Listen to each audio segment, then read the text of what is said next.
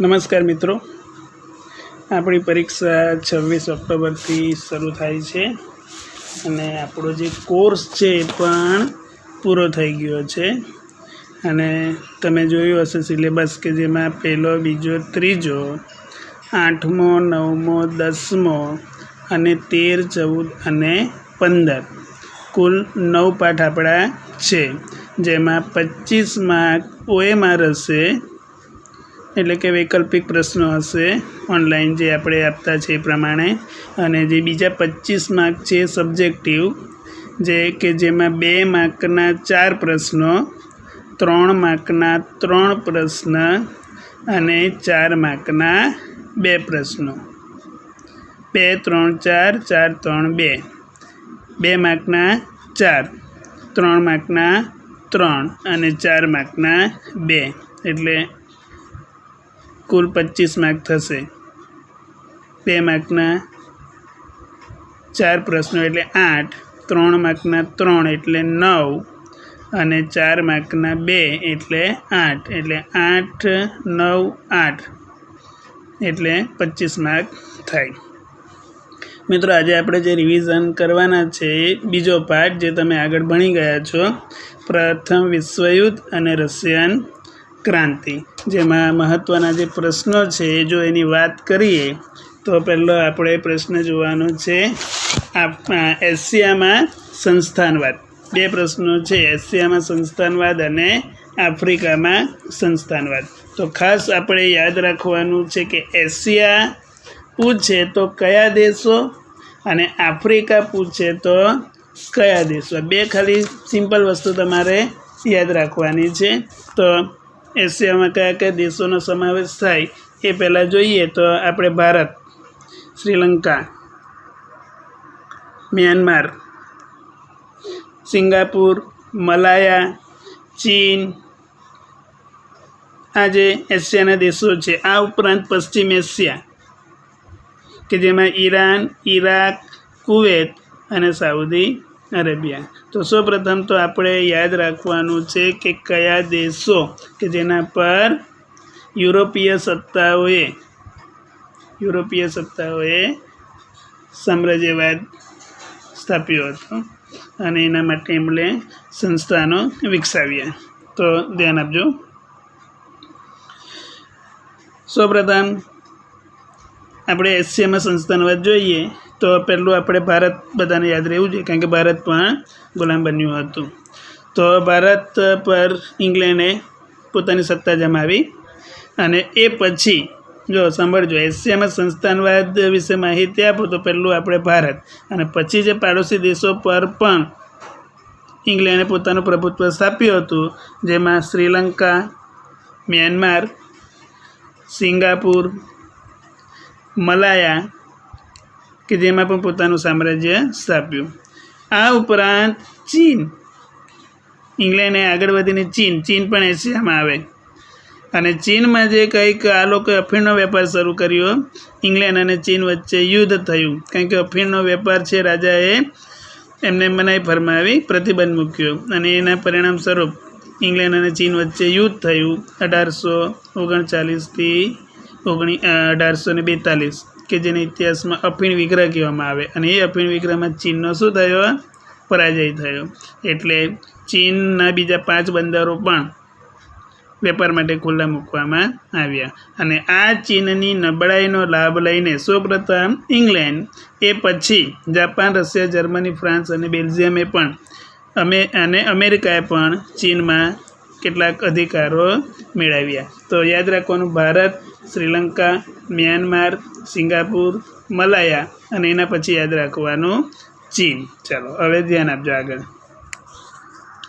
પશ્ચિમ એશિયાના રણ વિસ્તારમાં વિપુલ પ્રમાણમાં ખનિજ નીકળતા. જો પશ્ચિમ એશિયામાં પણ સામ્રાજ્યવાદ ફેલાયો, પણ એ સામ્રાજ્યવાદનું મુખ્ય કારણ શું? પશ્ચિમ એશિયા એટલે રણ હતો, પણ એ રણના અંદર આ લોકોને મળ્યું ખનિજ તેલ, અને ઔદ્યોગિક ક્રાંતિ થઈ હતી. ઔદ્યોગિક ક્રાંતિ માટે મશીનરી ચલાવવા માટે ખનિજ તેલની જરૂર પડી હતી, અને એ ખનિજ તેલના લીધે ઇંગ્લેન્ડ, જર્મની, રશિયા અને અમેરિકાએ એશિયાના જે દેશો હતા, જેમાં Iran, Iraq, Kuwait, Saudi Arabia અને બહેરીન કે જ્યાં તેલ કંપની સ્થાપીને પોતાના હિતો જાળવવાનો પ્રયાસ કર્યો, એટલે કે ત્યાં પણ આ લોકોએ સંસ્થાનો સ્થાપ્યા હતા. એશિયામાં સંસ્થાનવાદ આવશે એટલે યાદ રાખજો, ભારત છે, શ્રીલંકા છે, સિંગાપુર છે, મલાયા છે, ચીન છે, આ ઉપરાંત Iran, Iraq, Kuwait, Saudi Arabia અને બહેરીન. આ એકદમ સિમ્પલ પ્રશ્ન છે, ખાલી આપણે એશિયાના દેશોને યાદ રાખવાનું, અંદર પછી થોડું ઘણું વાંચેલું હોય તો આરામથી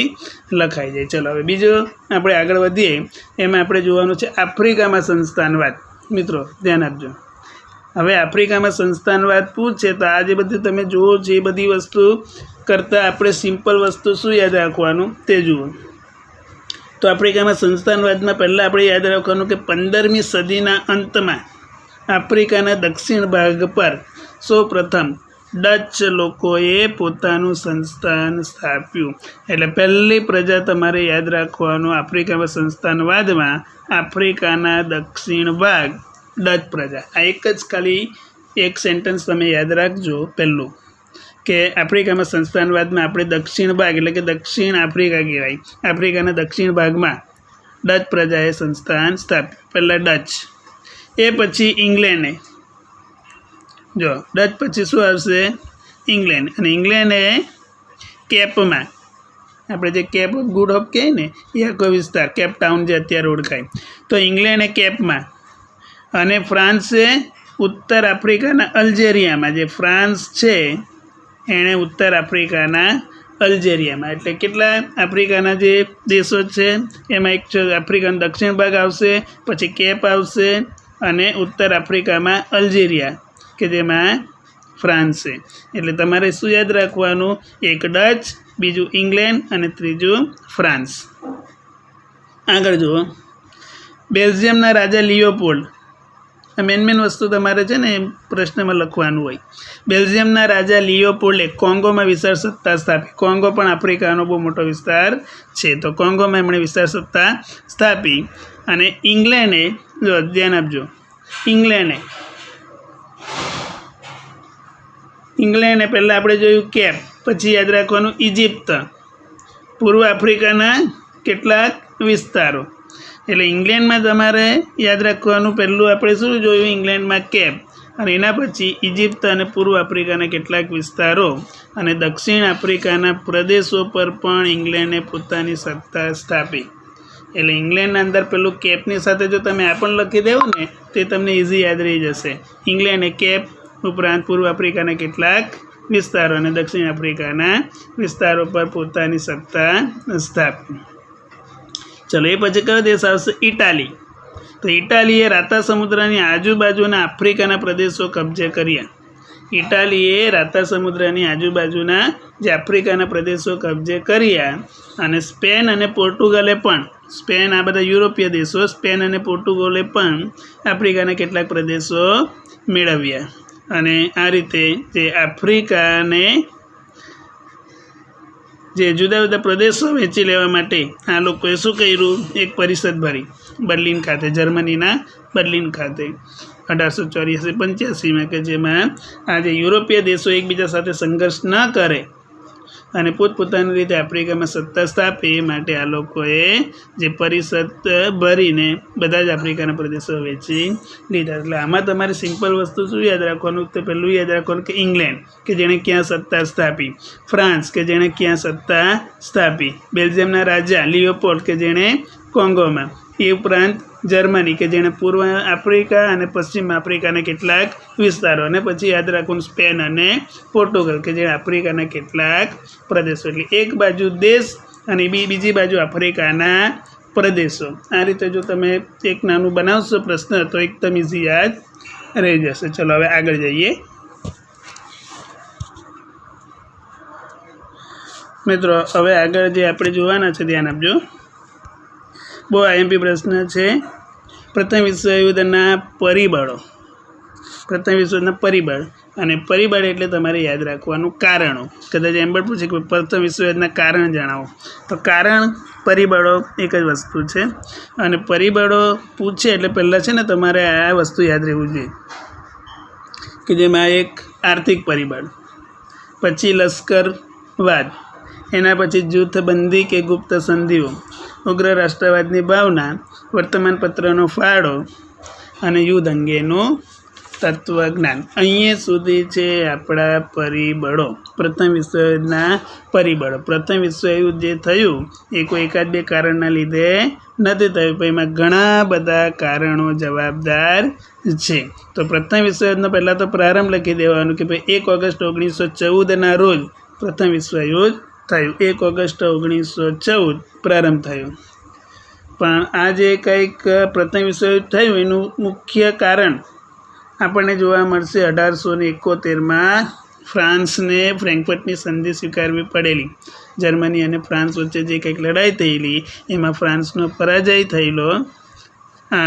જર્મનીએ સેડાનની લડાઈમાં ફ્રાન્સને પરાજય આપ્યો અને ફ્રાન્સને જે સંધિ સ્વીકારવી પડી એના દ્વારા ફ્રાન્સના 2 પ્રદેશો આલ્સેસ અને લોરેન્સ જે જર્મનીને આપવા પડ્યા હતા, અને આ પ્રદેશ પાછા મેળવવા માટે એમણે જે કંઈક પ્રયાસો કર્યા કે જેને પરિણામ સ્વરૂપ 1914માં યુદ્ધ થયું. હવે આ બધી થોડી ઘણી માહિતી તમે આપો, અથવા તો ખાલી યુદ્ધનો આરંભ ક્યારે થયો, એની પાછળ કયા કયા કારણો જવાબદાર છે એના વિશે આપણે માહિતી આપી દેવાની. આ બધી વસ્તુ યાદ ન રહી તો વાંધો નહીં, પણ પ્રથમ વિશ્વયુદ્ધ કોઈ 1-2 કારણના લીધે નથી થયું, એની પાછળ ઘણા બધા કારણો છે, અને પછી તમારે આ લખવાનું. તો મેં તમને કીધું એ પ્રમાણે પહેલાં તો આપણને ખાલી કારણોના મુદ્દા યાદ રહેવા જોઈએ, અને મુદ્દા પહેલાં લખી દેવો તમે 6 મુદ્દા, અને પછી ક્રમ બાય ક્રમ 2-3 લીટીમાં એને સમજાવો તો પણ તમારો પ્રશ્ન મોટો થઈ જાય. તો આર્થિક પરિબળમાં તમારે યાદ રાખવાનું કે ઇંગ્લેન્ડ એશિયન આફ્રિકામાં જે સામ્રાજ્ય સ્થાપ્યું અને ધનવાન બન્યું, અને એને જોઈને બીજા બધા દેશો એને પણ આ રીતે સામ્રાજ્ય સ્થાપવાની ઈચ્છા થઈ. અને ખાસ કરીને જે યુરોપના અંદર ઔદ્યોગિક ક્રાંતિ થઈ કે જેમાં યુરોપને કાચા માલની જરૂર હતી, અને કાચો માલ તૈયાર થઈ જાય તો એના માટે એને બજારની જરૂર હતી. તો આ આર્થિક પરિબળ જે છે કે જેના લીધે પણ જર્મની અને આજુબાજુ ઇંગ્લેન્ડ વચ્ચે જે સ્પર્ધાઓ થઈ, અને એ સ્પર્ધા આર્થિક સ્પર્ધા ધીરે ધીરે વેરમાં બદલી, અને વેરના લીધે પછી પ્રથમ વિશ્વયુદ્ધ થયું. તો આર્થિક પરિબળ તમારે યાદ રાખવાનો, જેમાં કાચો માલ મેળવવો અને બજાર મેળવવા માટે આ સ્પર્ધા થઈ હતી. ચાલો બીજું લશ્કરવાદ, કે પ્રાદેશિક વિસ્તાર માટે જે હરીફાઈ થાય, અને હરીફાઈ થાય એના માટે લશ્કર બહુ મહત્ત્વનું હતું, કારણ કે જો સંઘર્ષ થાય, લડાઈ થાય તો લશ્કરની જરૂર પડે. તો પછી એમાં તમારે ઇંગ્લેન્ડ, ફ્રાન્સ, ઓસ્ટ્રિયા, રશિયા આ જે કંઈક સૈન્ય છે એની તાકાતમાં દેશોએ વધારો કર્યો, અને જેમ જેમ લશ્કર વધતું ગયું તેમ બંને વચ્ચે જે વાતાવરણ તંગ બનતું ગયું, જેને પરિણામ સ્વરૂપ પ્રથમ વિશ્વયુદ્ધ થયું. જૂથબંધી અને ગુપ્ત સંધિઓ કે જેણે પણ આ યુદ્ધને આગળ લાવવામાં મહત્ત્વનો ફાળો આપ્યો હતો. તો એક બાજુ જર્મની, ઓસ્ટ્રિયા, હંગેરી, બલ્ગેરિયા અને તુર્કસ્તાન, તો બીજી બાજુ ઇંગ્લેન્ડ, ફ્રાન્સ, રશિયા અને જાપાન. એટલે આખું વિશ્વ શું થયું? 2 જૂથમાં વેચાઈ ગયું. એ તમારે આમાં યાદ રાખવાનું. એક બાજુ જર્મનીનું જૂથ અને બીજી બાજુ ઇંગ્લેન્ડનું જૂથ, અને પરિણામ સ્વરૂપ યુદ્ધ નજીક આવી ગયું.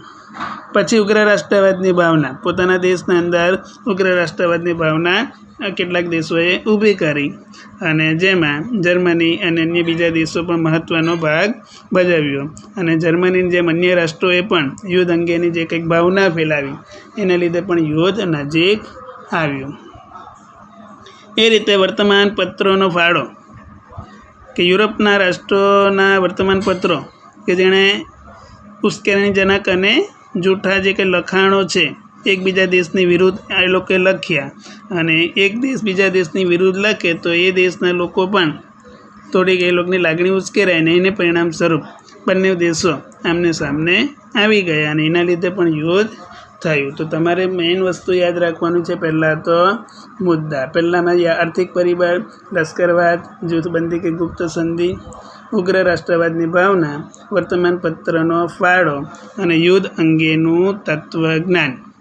કે યુદ્ધ શા માટે જરૂરી છે એના માટે કેટલાક લેખકો કે જેણે યુદ્ધને પવિત્ર કાર્ય ગણ્યું, કેટલાક એવું કીધું કે યુદ્ધ એ જ કલ્યાણ છે, અને કેટલાક લેખકોએ શું કહ્યું? યુદ્ધ એ રાષ્ટ્રની જરૂરિયાત છે.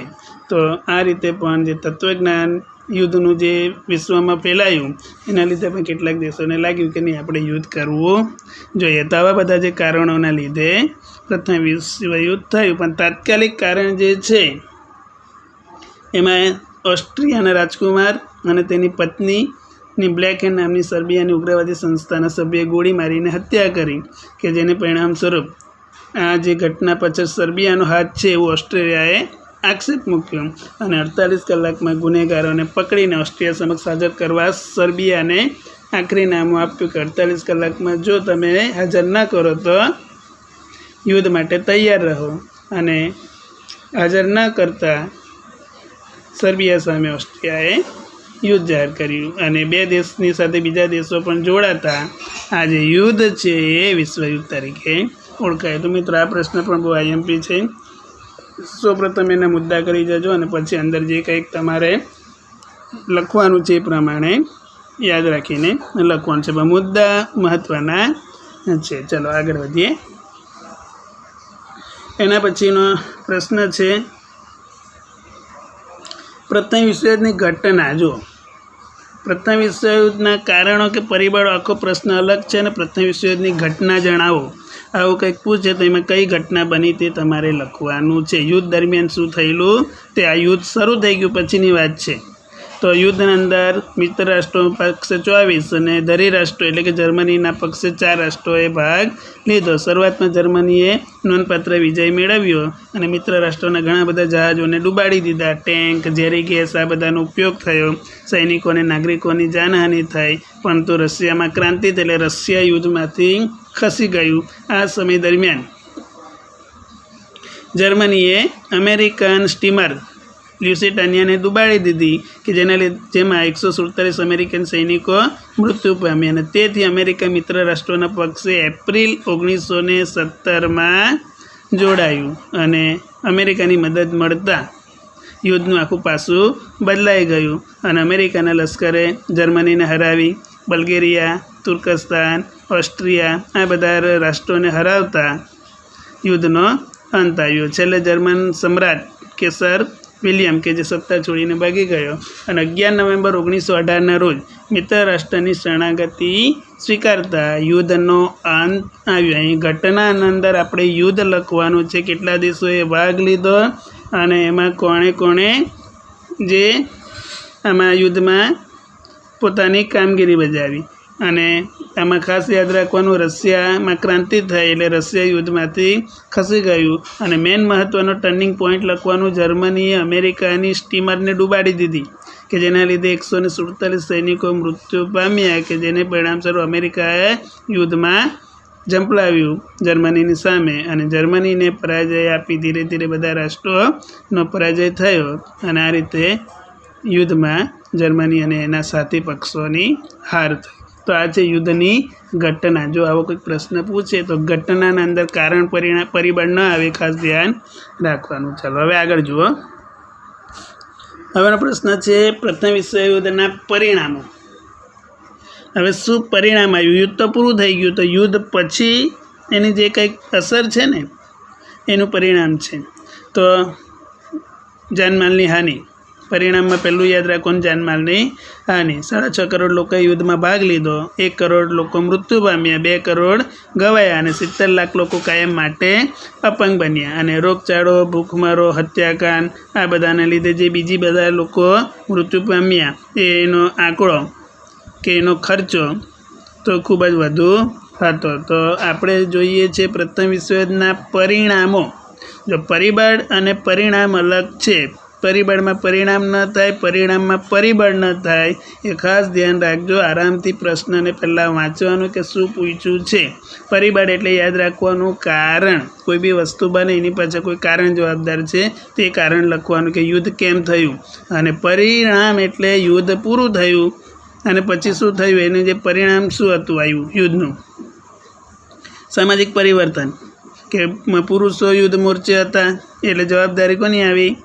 સ્ત્રીઓની આવી અને સ્ત્રીઓએ ઘરની બહાર નીકળવાની ફરજ પડી અને પુરુષ સમવડી એ હોવાથી આત્મવિશ્વાસમાં વધારો થયો અને સ્ત્રી મતાધિકારની માંગ પણ ઉઠી. ટૂંકમાં સામાજિક પરિવર્તનમાં તમારે યાદ રાખવાનું કે પુરુષો યુદ્ધમાં ગયા અને કેટલાક પુરુષો મૃત્યુ પણ પામ્યા યુદ્ધમાં જે સૈનિક તરીકે, અને એની જે જવાબદારી હતી પરિવારની હવે એમની પત્ની એટલે કે સ્ત્રીને માથે આવી, અને સ્ત્રીઓએ પણ ઘરની બહાર નીકળવાની ફરજ પડી અને સ્ત્રીઓએ પણ મતાધિકારની માંગણી કરી. અને બેકારી, અછત, ભૂખમરો, હડતાલ, તાળાબંધી આવી બધી સમસ્યાઓ ઊભી થઈ કે જેમાં બાળકોની હાલત ખૂબ જ ખરાબ હતી. તો બીજું પરિણામ યાદ રાખવાનું સામાજિક પરિવર્તન.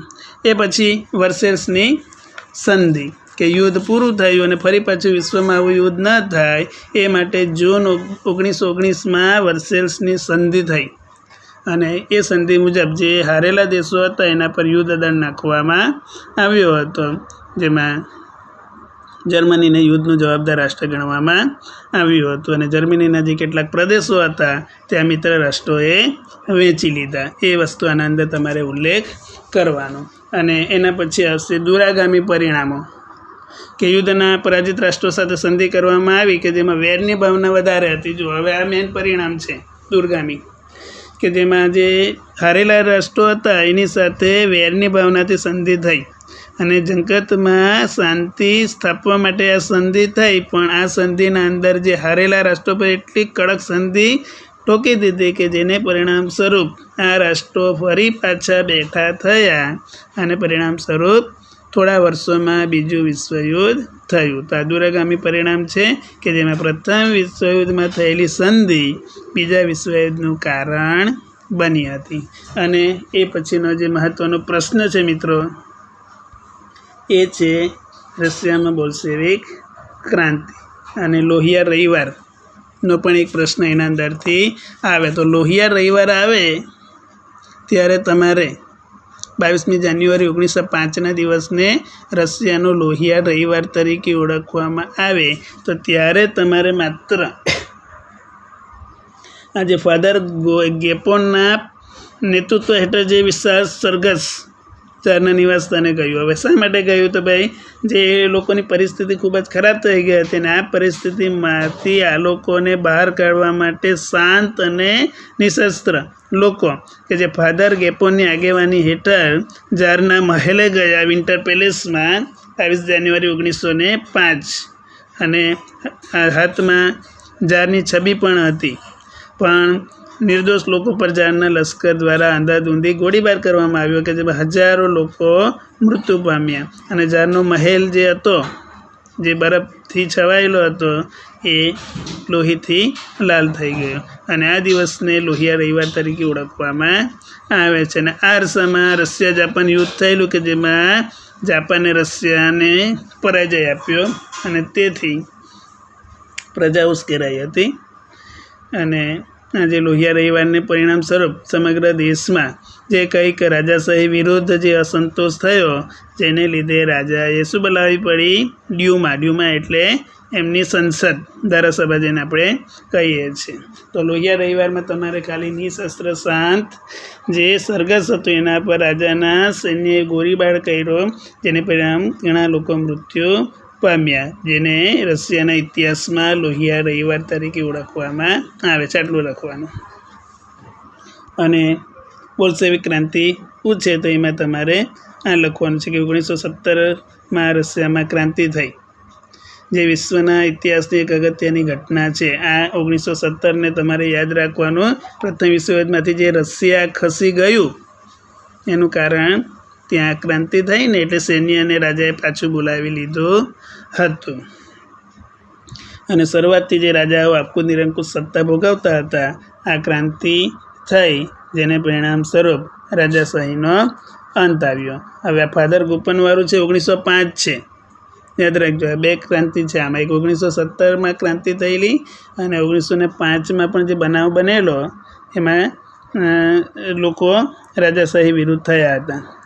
8 માર્ચ 1917ના દિવસે પેટ્રોગાર્ડના જે કચડાયેલા કામદારોએ હડતાલ પાડી અને એને દબાઈ દેવા માટે જ્યારે લશ્કર મોકલ્યું, પરંતુ લશ્કરે ગોળીબાર કરવાની ના પાડી અને એના પરિણામ સ્વરૂપ જે લશ્કર જ છે એ રાજાની વિરુદ્ધ થયું અને એના લીધે લોકોના ઉત્સાહમાં વધારો થયો અને જારશાહીના પતન બાદ જારશાહીનું પતન થયું અને કેરેન્સ્કીના નેતૃત્વવાળી મેનસેવિક સરકાર સત્તા પર આવી. પરંતુ જે આ ક્રાંતિમાં મહત્ત્વનો ભાગ ભજવેલો હતો લેનિનની બોલ્શેવિક પક્ષે અને કાર્લ માર્ક્સની વિચારસરણીના આધારે જે કંઈક શ્રમજીવીઓના વર્ચસ્વમાં લેનિન માનતો હતો, ત્યારે મેનસેવિક મધ્યમ વર્ગના લોકોમાં વર્ચસ્વ ધરાવતો હતો અને પરિણામ સ્વરૂપ બોલ્શેવિકોએ મેનસેવિકોના વિરુદ્ધ જે નવેમ્બર 1917માં આખરી ક્રાંતિ કરી અને બોલ્શેવિકો સત્તા પર આવ્યા અને 300 વર્ષ જૂની જારશાહીનો અંત આવ્યો. તો આ રીતે તમારે બોલ્શેવિક ક્રાંતિ પૂછે 1917, તેમાં તમારે આ વસ્તુ લખવાની અને ફાધર ગોપનવાળો જે આખો પ્રશ્ન અલગ જ છે લોહિયા રવિવાર, એમાં જે વચ્ચેનો પેરેગ્રાફની જ વસ્તુ તમારે લખવાની છે. અને સૌથી ઇઝી પ્રશ્ન છે રાષ્ટ્રસંઘના ઉદ્દેશો, જે તમે 2-3 વાર વાંચશો એટલે આવડી જશે. તો મિત્રો આ રીતે જે કંઈક પ્રશ્નો છે તમારે વ્યવસ્થિત લખવાના છે. અને જો આમાં વિકલ્પ પણ સ્વાધ્યાયમાં આપેલા છે અને અમે જે કંઈક તમને નાના પ્રશ્નો આપ્યા છે એ તમને ઓબ્જેક્ટિવમાં કામ લાગશે. તો ઓબ્જેક્ટિવના પ્રશ્નો પણ વ્યવસ્થિત પહેલાં વાંચજો અને 4 ઓપ્શનમાંથી કયો ઓપ્શન આવે છે એ પ્રમાણે વ્યવસ્થિત વિચારીને જ એ પછી તમારે એ કરવાનું છે એ રીતે પરીક્ષામાં. નહીં તો એકવાર તમે એ કરીને સેવ કરી દેશો તો પછી પાછું આવશે ને. એટલે સમયનો ઉપયોગ વ્યવસ્થિત કરીને જ તમારે આખું પેપર લખવાનું છે. તો મિત્રો આ જે રાષ્ટ્રસંઘના ઉદ્દેશો પણ એકવાર વાંચી લેજો, બહુ ઇઝી છે. શા માટે રાષ્ટ્રસંઘની સ્થાપના કરવામાં આવી, તો એના ઉદ્દેશો આપણે લખવાના છે કે આંતરરાષ્ટ્રીય શાંતિ અને સલામતી જાળવવા, દરેક રાષ્ટ્ર અન્ય રાષ્ટ્રની અખંડિતતા જાળવે, યુદ્ધ નીતિનો ત્યાગ કરવા, આંતરરાષ્ટ્રીય સંબંધો વિકસાવવા અને આંતરરાષ્ટ્રીય ઝઘડાનો શાંતિમય રીતે ઉકેલ લાવવા. જો કોઈ રાષ્ટ્રસંઘ કે મધ્યસ્થીની અવગણના કરે તો એને બળવાખોર રાષ્ટ્ર જાહેર કરવા. આવા બધા ઉદ્દેશ્યો હતા રાષ્ટ્રસંઘના. પરંતુ વિશ્વ શાંતિની સ્થાપના કરવા માટે સ્થપાયેલ રાષ્ટ્રસંઘ મહાસત્તાઓની સામ્રાજ્યવાદી નીતિને અંકુશમાં રાખી શક્યું નહીં અને 1939માં બીજું વિશ્વયુદ્ધ થયું. તો આપણે ખાલી જોવાના છે રાષ્ટ્રસંઘના ઉદ્દેશ. વિશ્વમાં શાંતિ અને સલામતી જાળવવા માટે રાષ્ટ્રસંઘની સ્થાપના કરવામાં આવી અને એ સિવાયના બીજા ઉદ્દેશ છે એ પણ તમારે યાદ રાખવાના. તો મિત્રો અહીં આપણે આપણો આ રિવિઝન લેક્ચર પૂરો કરીએ. હવે પછીના લેક્ચરમાં આપણે જે બીજો પાર્ટ છે મારો એમાં રિવિઝન કરશું અને તમે પણ જાતે આ રિવિઝન કરતા રહેજો. અને જે સ્વાધ્યાયના પ્રશ્નો છે ચોપડીના એ બધાને પણ વ્યવસ્થિત એવી રીતે કંઈક ચાવી જેવું બનાવીને ટૂંકમાં એ પ્રશ્નો યાદ રહે એ રીતનું તમારે કામ કરવાનું છે. તો ઓલ ધ બેસ્ટ.